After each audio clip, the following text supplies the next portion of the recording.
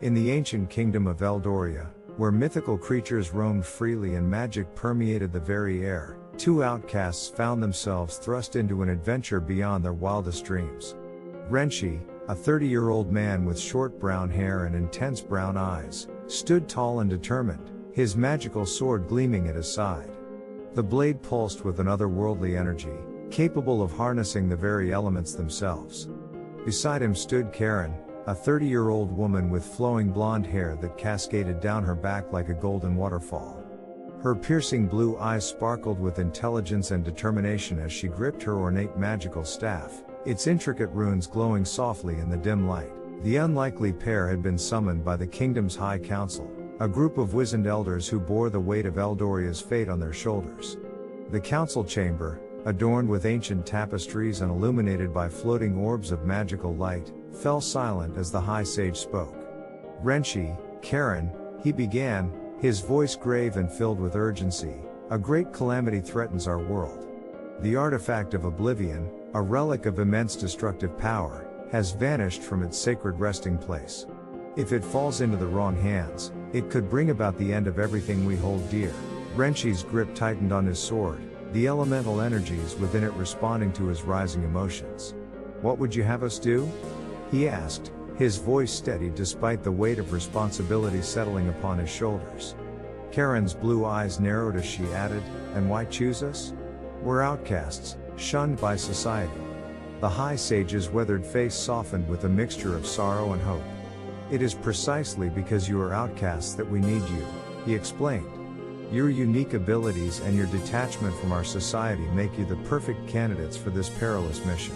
As Renshi and Karen set out on their quest, the ancient kingdom of Eldoria revealed its true nature. Majestic griffins soared overhead, their eagle heads and lion bodies silhouetted against the setting sun. Centaurs galloped through lush forests, their hooves thundering in perfect rhythm. In the shadows, they glimpsed the glowing eyes of creatures they had only heard of in legends. Karen's staff hummed with magical energy, sensing the otherworldly beings around them. "We are not in Kansas anymore," she murmured, her voice a mixture of awe and trepidation.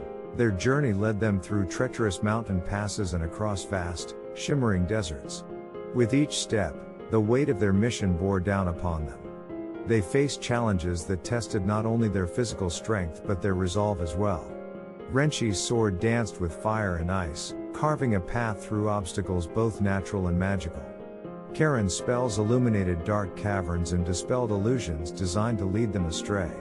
As they pressed on, a bond began to form between the two outcasts, forged in the crucible of their shared trials. Just as they neared their goal, a being of unimaginable power blocked their path. It stood before them, a swirling mass of darkness and light, its form constantly shifting and changing. "I am the guardian of oblivion," it intoned, its voice echoing through reality itself. "You seek that which should remain hidden."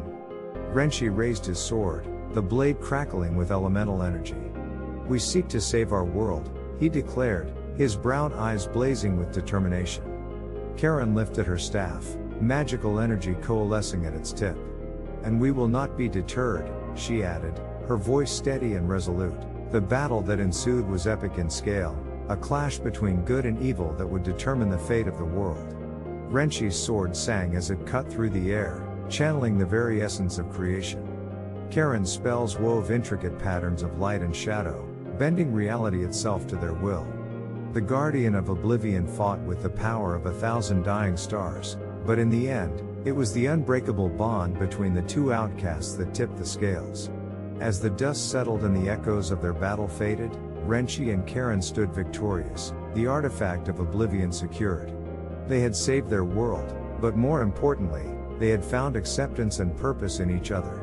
As they made their way back to Eldoria, they knew that their greatest adventure was just beginning.